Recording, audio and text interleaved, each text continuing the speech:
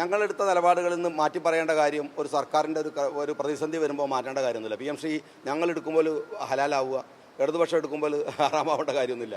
അതിനെ എതിർത്തിരുന്ന എല്ലാ ന്യായവാദങ്ങളും ഉയർത്തിക്കൊണ്ട് തന്നെ ഞങ്ങൾ പറയുന്നു, ഇടതുപക്ഷം ഒപ്പുവെച്ച, അല്ലെങ്കിൽ അന്നറിയാലോ ഒരു MP ഇടനിലക്കാരനായി ഒപ്പുവെച്ച അതിൻ്റെ പണം സ്വീകരിച്ചിട്ടുള്ള കരാർ നടപടികൾ മുമ്പോട്ട് പോയിട്ടുണ്ട്. വിദ്യാഭ്യാസ മന്ത്രി ഇത് വ്യക്തമാക്കി. അതെങ്ങനെ പരിഹരിക്കണം എന്നുള്ളത്, ഒരു ഗവൺമെൻറ് ഒപ്പുവെച്ചൊരു കാര്യത്തെ പിറ്റേ ദിവസം വരുമ്പോൾ ആ ഗവൺമെൻറ് പോകുന്നതോടുകൂടി ഇല്ലാതാവണില്ല. ഒരു ഗവൺമെൻറ് തുടർച്ചയാണ്. നിങ്ങൾക്കൊക്കെ അറിയാം, മീഡിയകൾക്കൊക്കെ അറിയാം. അത് ഞങ്ങൾ പരിശോധിക്കുന്നുണ്ട്. വിദ്യാഭ്യാസ മന്ത്രി അതിന് കൃത്യമായിട്ട് റോജി എം ജോൺ മെനഞ്ഞാന്നൊരു കൃത്യമായ മറുപടി പറഞ്ഞു എന്നാണ് എനിക്ക് തോന്നുന്നത്. ഏതായാലും അത് ആ നിലപാടുകൾ വിഴുങ്ങാനൊന്നും ഞങ്ങൾ പോകുന്നില്ല. കാരണം ഒരു കഴിഞ്ഞ സർക്കാരിൻ്റെ തുടർച്ചയായതുകൊണ്ട് തന്നെ അവർ ഒപ്പുവെച്ച ഒരു കരാറിനകത്ത് നിന്ന് പുറകോട്ട് പോകാൻ ശ്രമം നടത്തി എന്ന് പറയുന്ന ഒരു ടെക്നിക്കലായിട്ടുള്ള മൂവ്മെൻറ്റും നടന്നിട്ടില്ല. അത് ഞങ്ങൾക്ക് ബോധ്യമാണ്. മരവിപ്പിച്ചിട്ടുമില്ല, ഒന്നും മരവിപ്പിച്ചില്ല. അങ്ങനെയാണ് പൈസ ഇവിടെ വന്ന് വരില്ലല്ലോ. പൈസ ഫണ്ട് സ്വീകരിക്കാനുള്ള നടപടികൾ ആരംഭിച്ചല്ലോ.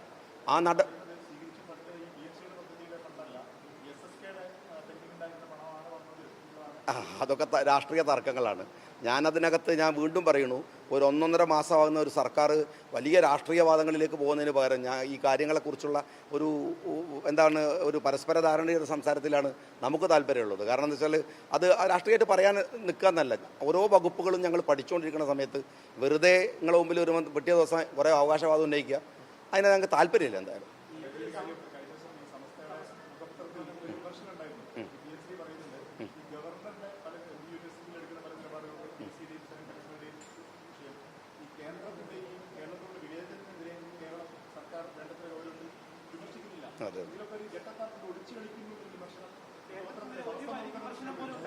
സമസ്തയിലെ മുഖപത്രത്തിനകത്ത് അങ്ങനെ അഭിപ്രായമുള്ളതിൽ എന്താ കുഴപ്പമില്ല? സമസ്ത UDFൻ്റെ ഘടകകക്ഷിയൊന്നുമല്ലല്ലോ.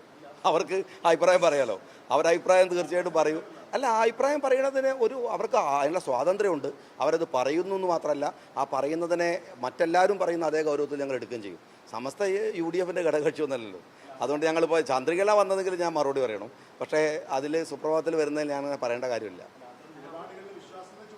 അല്ല, തീർച്ചയായിട്ടും ഞാനൊരു കാര്യം പറയാം. 102 സീറ്റ് എന്ന് പറയുന്നത് ഞങ്ങൾ 10 വർഷക്കാലമായി ഉയർത്തുന്ന രാഷ്ട്രീയ പ്രശ്നങ്ങൾക്ക് ജനങ്ങൾ തന്നിട്ടുള്ള ഒരു ഉത്തരവാദിത്വമാണ്. ആ ഉത്തരവാദിത്വത്തെ ഒരൊറ്റ മാസം കൊണ്ട് അല്ലെങ്കിൽ ഒരു 2 മാസം കൊണ്ട് അതിനെ മുഴുവൻ മറികടന്ന് മുമ്പോട്ട് പോകാനുള്ള മാജിക്കൊന്നും ഞങ്ങളുടെ കയ്യിലില്ല. ഞങ്ങൾ ഘട്ടം ഘട്ടമായി ഞങ്ങൾ എന്തായിരുന്നു ഉയർത്തിയ രാഷ്ട്രീയ പ്രശ്നങ്ങൾ, ആ പ്രശ്നങ്ങളിലേക്ക് വരും. ഞാൻ ഒറ്റ കാര്യം പറയാം. കേരളത്തിലെ വികസനവുമായി ഞങ്ങൾ ഉയർത്തിയ ഒരുപാട് രാഷ്ട്രീയ പ്രശ്നമുണ്ട്. ഞങ്ങൾ ബജറ്റ് അവതരിപ്പിക്കാൻ പോവുകയാണ്. ആ ബജറ്റ് UDFൻ്റെ പുതിയ ബജറ്റല്ല. നിങ്ങൾക്കറിയാലോ, നിലവിലുള്ള ബജറ്റിനകത്ത് ചെറിയ കറക്ഷൻസ് മാത്രമേ ഞങ്ങൾക്ക് പറ്റുള്ളൂ. അതിനപ്പുറത്ത് അവരനുവദിച്ച ഫണ്ടിൻ്റെ ഒരു അടി പോലും ഞങ്ങൾക്ക് അപ്പുറം വെക്കാൻ കഴിയില്ല. ആ ലിമിറ്റേഷൻസൊക്കെ ഗവൺമെൻറ്റിനുണ്ട്. ഒരു ഗവൺമെൻറ്റിന് ഉണ്ടാകുന്ന പ്രശ്നങ്ങൾ അതാണ്. അതുകൊണ്ട് ഒരു മാസം കൊണ്ട് കേരളം മുഴുവൻ മാറി LDF പോകുന്നതോടുകൂടി ഞങ്ങൾ ഭയങ്കരമായിട്ട് വന്നിരിക്കുന്നു എന്നൊന്നും അവകാശവാദങ്ങൾ ഞങ്ങൾ ഉന്നയിക്കുന്നില്ല. ആ പ്രശ്നങ്ങളും ആ ഇഷ്യൂസുകളും അവർ വിന്യസിച്ചിട്ടുള്ള ഉദ്യോഗസ്ഥന്മാരൊക്കെ ഇപ്പോഴും അവിടെ കിടക്കുകയാണ്.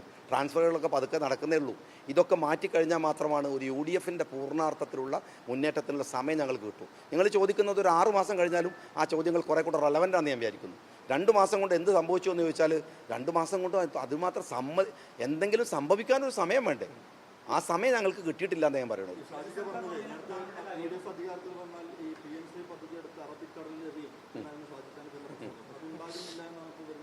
ഞാൻ പറഞ്ഞല്ലോ, അതിനുള്ള ഉത്തരം കൂടിയാണ് ഞാൻ പറഞ്ഞത്. അത് അറബിക്കടലിൽ ഇവിടുന്ന് പോയിട്ടൊന്നുമില്ല.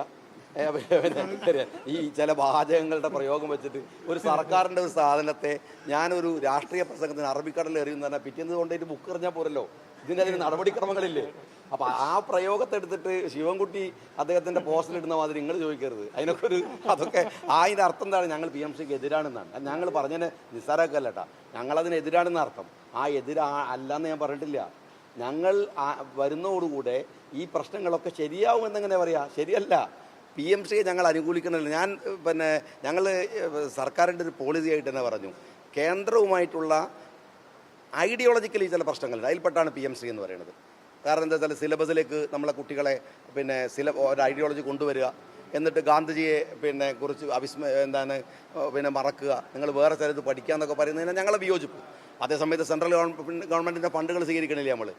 അവരുടെ ഹൈവേ അവിടെ വരുന്നില്ല, അവരുടെ പദ്ധതികൾ വരുന്നില്ല. എൻ്റെ തദ്ദേശ സ്വയംഭരണ സ്ഥാപനങ്ങളിൽ എത്ര സെൻട്രൽ ഫണ്ടുകൾ റൂറൽ ഡെവലപ്മെൻറ്റിലൊക്കെ വരുന്നത്? അപ്പോൾ അതിനല്ലല്ലോ നമ്മളെതിര്. അതാണ് ഞാൻ പറഞ്ഞത്. ഞാൻ പറഞ്ഞു വന്നതെന്ന് വെച്ചാൽ എല്ലാം കേന്ദ്രത്തെ എതിരെന്നല്ല, ചില വിഷയത്തിൽ ആ വിഷയത്തിൽ ഞങ്ങൾ നിൽക്കുന്നു. പക്ഷേ ഞങ്ങളെ മറ്റേ ഈ പിന്നെ ഇയാൾ പറഞ്ഞിരുന്നല്ലോ പിന്നെ മാമുക്കോയ ഒരു സിനിമ പറഞ്ഞിട്ട് നിലത്ത് നിന്നാലേ സ്റ്റെപ്പ് എടുക്കാൻ പറ്റുള്ളൂ. ഞങ്ങളും നിലത്ത് നിൽക്കാൻ സമ്മതിക്കും. ഞങ്ങൾക്ക് സ്റ്റെപ്പ് എടുക്കാനുള്ള സമയം തരും നിങ്ങൾ.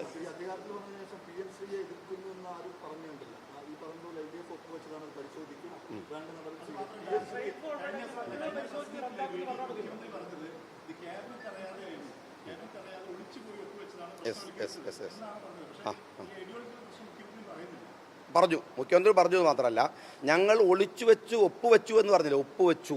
അതാ പ്രശ്നം.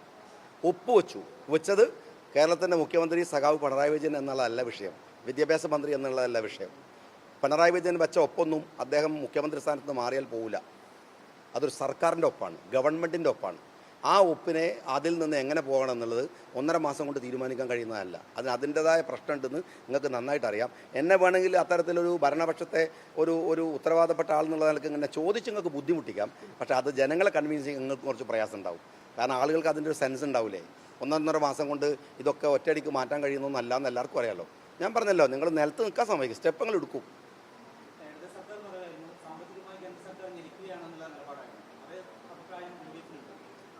അല്ല, അങ്ങനെ ഞെരുക്കുക എന്ന് പറയുകയാണ്. ഞങ്ങൾ ഫണ്ടുകളെക്കുറിച്ച് പോലും ധാരണയിലല്ല വരുന്നത്. ഞങ്ങളെ ഫണ്ടുകളുടെ പുതിയ അപേക്ഷകൾ കൊടുക്കാനിരിക്കുന്നു. ഞാൻ പറഞ്ഞല്ലോ, ഞാനിപ്പോൾ 29-ാം തീയതി LSGയുടെ മീറ്റിംഗ്, റൂറൽ ഡിപ്പാർട്ട്മെൻറ്റുമായിട്ട് ഡെവലപ്മെൻറ്റുമായിട്ട് ബന്ധപ്പെട്ട മീറ്റിംഗ് ഉണ്ട്. ഞാനതിന് പോകുന്നു, പങ്കെടുക്കുന്നു. ആ മീറ്റിങ്ങുകളൊക്കെ കഴിയട്ടെ, ഞങ്ങൾ ആ കാര്യത്തിലുള്ള അഭിപ്രായം വീണ്ടും പറയും.